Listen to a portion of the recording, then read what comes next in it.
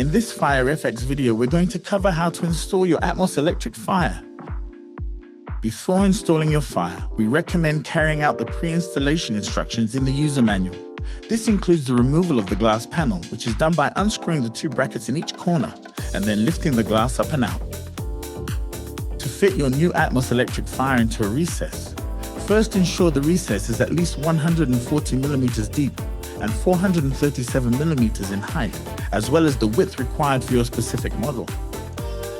To begin, remove the two side panels by removing the two retaining screws located at the top left and top right of the fire. You are now ready to slot the Atmos into the recess. Once in position, secure the fire inside the recess with 4 screws, using the holes provided. Now replace the two side panels and 4 retaining screws removed earlier. We hope you found this video useful. With the Atmos now installed, you're ready to move on to installing the log effect. Be sure to check out our video on how to achieve the perfect log layout